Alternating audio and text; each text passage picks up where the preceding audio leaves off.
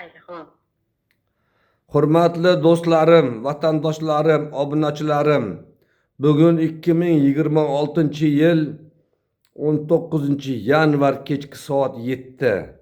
Men yana hamma bilgan, hamma yaxshi ko'rgan, hammaga taniqli bo'lgan, shikoyatlar nihoyatda ko'p kelayotgan janub tomonga Surxondaryo viloyati qarab yuzlanishga majbur bo'lyapman. Buning sababi qariyb 10 kun, 15 kundan buyon Sho'rchi tumanidagi Kamolaxon singlimiz meni holimga qo'ymasdan uzluksiz ravishda telefon qiladi, SMS yozadi, Telegramga yozadi. Akajon, Shavkat akajon, siz menga yordam bermasangiz meni hech kim tinglamayapti, hech kim eshitmayapti deya nihoyatda ko'p yozyapti. Men telefonlarni olmayapman, eshityapman, lekin men oxiri tosh qalbim yumshadi, eridi. Endi nima qilish kerak? Mana Surxondaryo viloyati hokimi Ulug'bek Qosimov, Surxondaryo viloyati prokurori Baxtiyor Xudoybergenov, Surxondaryo viloyatida nihoyatda ko'p ijobiy ishlar amalga oshirilyapti. Yurtboshimiz islohotlari amalga oshirilyapti. Lekin Sho'rchi tumanida bundan 2025-yil 5-oktyabrda ishdan bo'shatib yuborilgan Kamolaxon singlimiz ishdan obodonlashtirish boshqarmasidan janob Bo'ron janob ishdan bo'shatib yuborgan aldab va ular o'z arizasi bilan Denov tumani fuqarolik ishlari bo'yicha sudiga berib, bularni ishga tiklanish to'g'risida sud qarori chiqqan va moddiy va ma'naviy zarar uchun ham to'lovlar chiqqan. Mana biz endi o'sha singlimizga Surxondaryo viloyati Sho'rchi tumanidagi Kamolaxon singlimizga yuzlanamiz. Kamolaxon singlim, yaxshimisan? Rahmat, o'zingiz yaxshimisiz Shavkat aka? Sen qachon ishdan bo'shatilgan eding?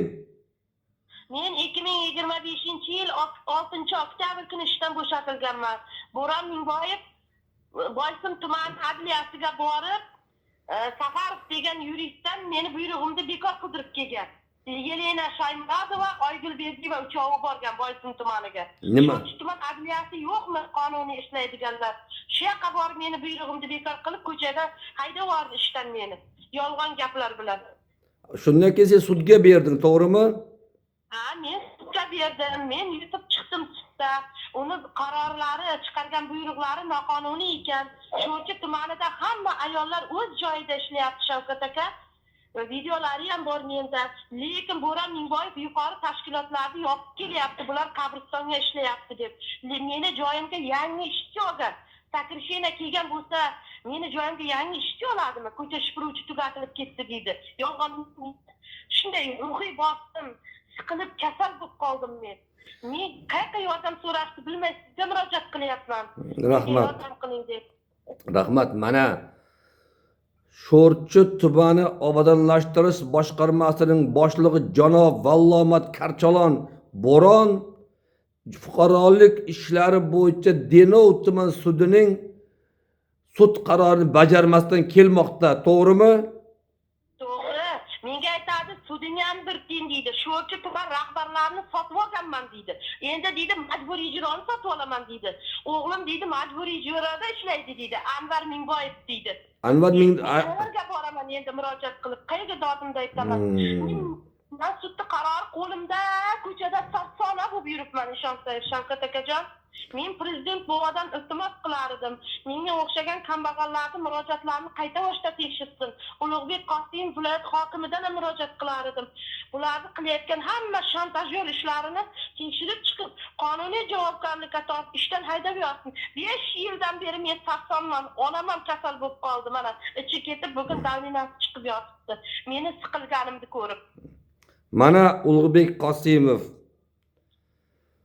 Surxondaryo viloyati prokurori Baxtiyor Xudoybergenov, mana bir oddiy bir sho'rchilik obodonlashtiruvchi supurgich singlimiz Kamolaxon singlimizning gapini o'zlaringiz eshityapsizlar. Bu vallomat butun davlat organi Sho'rchining prokurorini ham sotib olaman deyaptimi? Kimdan sotib olaman deyapti? Hamma joyda sotib olganman deyapti. Lekin haqiqatdan ham eshigiga boraman, sarg'ayib turaman. Prokuraturaning eshigida ham kamera bor, ko'rsin. Hokimiyatga bordim, qabulxonaga bordim. Mana Boboyorov musulmon aka degan yurist g'irt shantajchi odam ekan. Hamma sudga boribdi deng, qog'ozga boribdi sudga.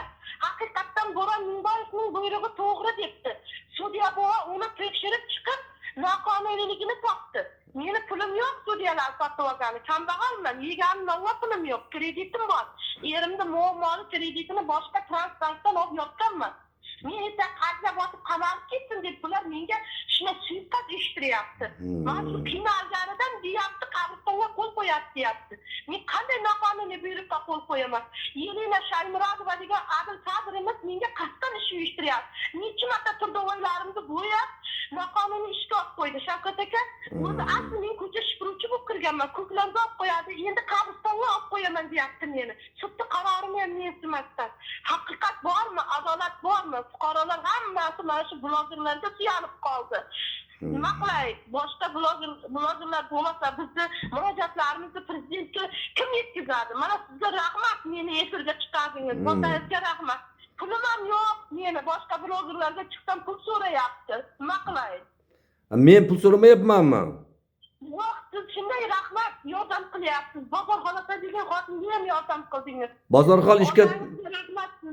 Bozorxon ishga tiklandimi, ishlayaptimi? Ishlayapti, noqonuniy buyruqqa qo'l qo'ydirgan. Bu ham saffon bo'lib yuribdi. Hali ana qiladigan pulini ham to'lagani yo'q. Ma'naviy zararini ham to'lagani yo'q. Aytyapti, uni qo'rqitib yotibdi yana. Seni apellyatsiyaga berganman. Bu sudingga chiqargan qonuni deydi, noto'g'ri deydi. Ya tavba qildim. Sudlarda endi shunday qilib qilyapti. Sudda ham mensimayapti. Bo'ron Mingboyev borib soxta hujjat to'g'rilab olib, kasalman deb sudga ham bormadi. Sudda ham mensimadi. Mana sudda qarorida yozilgan turibdi. Uzrsiz deydi, sabab deydi kelmadi deyapti. Uzr ham so'ramagan. Sudda mensimadi. Sudda. Mana hurmatli Ulug'bek Qosimov, Surxondaryo viloyati prokuror Baxtiyor Xudoyberganov. Mana bir ayol, sodda bir beg'ubor, yolg'oni yo'q ayolning, g'ubori yo'q ayolning, o'zbek ayolining haqiqatni gapiryapti, dildan gapirgan gaplarni eshityapsiz. Mana kimniki u Bo'ron Mingboyev hammani sotib olib qo'ygan bo'lsa, butun sho'rchini sotib olib qo'ygan bo'lsa, sudda oyoq osti qilayotgan bo'lsa, sudga bormasa, sudga, prokuraturaga, hokimiyatga yolg'on firib ma'lumotlar bersa, bu bechora singlimizga nisbatan sud qarori chiqqan, ishga tiklanish qaror sud qarori chiqqan, ijroga qaratilgan. Sho'rchi tuman prokurori, Sho'rchi tumani majburiy ijro boshlig'i bormisiz? Nima uchun Sho'rchi tuman prokurori yaxshi inson edingiz? Pogondagi yaxshi prokuror edingiz, qonun himoyachisi edingiz. Sizga nima jin urdi? Sizga ko'z tegdimi? Nima uchun bu ayolni eshitmayapsiz Sho'rchi tuman prokurori? Majburiy ijro nima uchun bu sud qarori bajarilmayapti? Bu Kamolxon singlimizga nisbatan nima uchun unga to'lanishi lozim bo'lgan kompensatsiya pullari, haqlari to'lab berilmayapti? Nima uchun Surxondaryoda yurtboshimiz Shavkat Miromonovning islohotlari amalga oshmaydi? Aynan nima uchun aynan Sho'rchida, Qiziriqda va boshqa tumanlarda? Nima uchun bu Bozorxon singlimizni ham nihoyatda qo'rqitib apellyatsiyaga bergan? Ey Bo'ron Mingboyev, biz seni baribir ham yiqitamiz. Qonun yiqitadi, davlat yiqitadi, yurtboshim Shavkat Miromonov yiqitadi.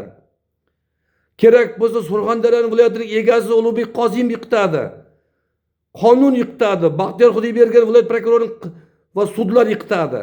Vaqt soati keladi, ko'rasan mana shu beva, bechora, kambag'al, aqli yo'q, xat qalam tushunmaydiganlar aldab, qo'l qo'ydirib olib, qo'rqitib, sudlarni aldab qilgan firiblaring hali ko'rasan Bo'ron Mingboyev. Alloh ham ko'rib turibdi. Hali o'zingga uradi. O'zing ishsiz o'tirib, mana shu kun sanab o'tirgan paytlaringda vaqt soatiga javobgar bo'lgan vaqtlaringda mana shu opani Bozorxonni eslaysan. Meni eslaysan. Mana shu Kamolxonni eslaysan, janob Mingboyev.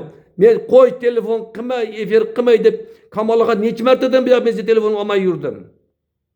Ko'p marotaba, bir oydan beri chiqaman sizga. Aka, yordam qiling, boshqa boradigan joyim qolmadi meni. Men ham prezident bo'y eshitsin deb sizga murojaat qilyapman. Nima qilay? Boshqa hech kim menga yordam bera olmaydi sizdan boshqa. Mana ahvol Ulug'bek Qosimov. Men ham qo'y, faqat Surxondaryoni tanqid qilavermay, Ulug'bek Qosimov ham eng yaxshi viloyat hokimlarimizdan ukamiz bo'ladi. Yaxshi islohotlar olib boryapti. Mana Qumqo'rg'on tumanilik Shobirdi Hojiboyev bilan yarashdi. O'zini otdan tushdi, egardan tushdi. El xalq dardi yonib kuyyapti. Surxondaryo viloyat prokurori ham bir insofli, diyonatli bir viloyat prokurori Baxtiyor Xudoybergen ham o'z vakolat ishlarini yaxshi amalga oshiryapti deb men hadeb Surxondaryoga yuzlanmoqchi emas edim. Surxondaryo to'g'risida yaxshi gaplar gapiraman degandim. Lekin meni majbur qilyapti. Sho'rchi tuman hokimining ismi kim? Akbarali Ishmirzayev u kishi umuman tinglamadi meni. Umuman ishonsangiz, nabarotiga bizni xatlarni Bo'ron Mingboyevni o'ziga yuklabdi. O'zingni murojaatingni o'zing yop deb. Aziz u kishiga murojaat qilib bordik u eshikka. Xalq eshigiga hokim yopdi eshigi. Lekin bizni tinglamay, bizni murojaat qilganlarimizni Bo'ron Mingboyev o'ziga olib borib yoptirib, bugun Sho'rchi tuman matbuotida Nigina Shoyeva yolg'on ma'lumot bergan yana. Yana berdingiz deb bozor g'alaba so'rasa, aytdi men debdi Bo'ron Mingboyev bilan Yelena Shoymurodova olib berdi, shuni chiqardim-da matbuotga debdi. Hurmatli prezidentimiz nima deyapti mana? Blogerlarni maqtayapti, adolatni olib chiqyapsizlar, sizlarga shans berdim deyapti. Sizlar meni vakilimsizlar dedi, blogerlarga rahmat dedi, adolat ochiqliklarni olib chiqyapsizlar dedi mana yaqindagi ma'ruzatda. Rahmat shu bloger jurnalistlarga. Mana ba'zi bir haqiqatni aytib borsa, tuhmatga qolib ketyapti. Haqiqat achchiq bo'lyapti-da ularga masalan. mana Ulug'bek Qosimov, hokim ukajon, Baxtiyor Xudoybergenov va janob Sho'rchi tuman prokurori kim? Akbarali Ishmurodov. Sho'rchi tuman hokimi Akbarali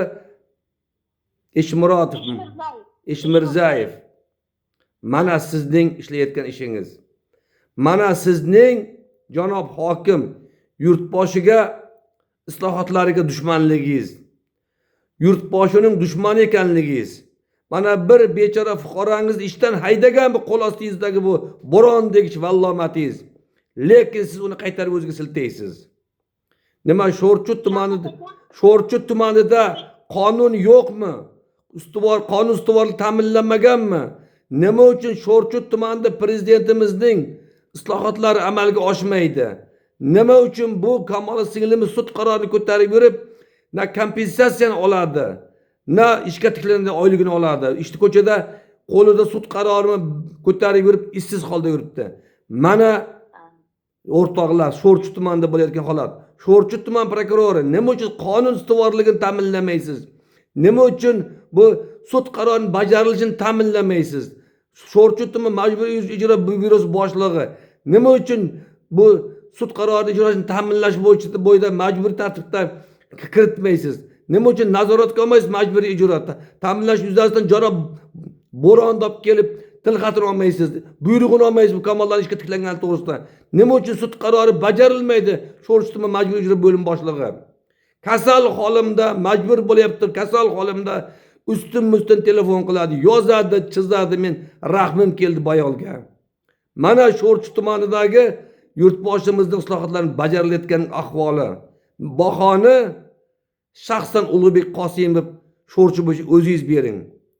Baxtiyor Xudoybergenov Sho'rchi tuman prokurorining ishini Sho'rchi tuman majburiy ijro byurosi boshlig'ining qanday ishlayotgan bahoni o'zingiz bering. Men boshqa narsa gapirishga tilim ojiz. Men uzoqdan turib 700-800 kilometrdan turib men efir qilyapman. Bu ayol yurak bag'ri ezilib ketdi. Har kuni 10 martalab menga telefon qiladi, SMS'lar yozadi. Endi hamma gap o'zlaringizda qoldi. Hamma so'z o'zlaringizda qoldi. Men ishonaman Ulug'bek Qosimov, agar sizning kuchingiz yetmasa, yurtboshim Shavkat Miromonovning kuchi yetadi. Respublika bosh prokurori Nig'matov To'lqinovning kuchi yetadi, qonunning kuchi yetadi. Shaxsdan sizlardan Sho'rchut tumani obodonlash boshqarmasi boshlig'i Bo'ronga nisbatan qonuniy choralar ko'rib, uning barcha faoliyatini taftishdan o'tkazib, uning faoliyatiga qonuniy baho beringizlar. Davlat byudjetidan ajratilgan barcha mablag'larni bajarilgan ishlar bilan birga taftishdan o'tkazib, unga nisbatan qonuniy chora ko'ringizlar. Men bunday yurtboshini islohotlarini Sho'rchut tumanida bajarilmayotganini ko'rib, men dilim bayron bo'ldi. Shuning uchun shaxsan yurtboshim Shavkat Miromonovichdan, O'zbekiston Respublikasi Bosh prokurori Nig'matilla To'lqinovichdan va Surxondaryo viloyat prokurori hokimi Ulug'bek Qosimov va Surxondaryo viloyat prokurori Baxtiyor Xudoybergan sizlardan qonuniy yechim kutaman. Qonuniy bu mansabdor Bo'ronga nisbatan, Vallomatga nisbatan qonuniy jazo ko'raman. Sizlarning, davlatning, yurtboshining, shaxsan hammalaringizning qonunning shu Bo'ron Mingboyevga kuchi yetadi degan umid niyatda sizlarga efir qilib qolaman. Sog' omon bo'linglar barchalaringiz.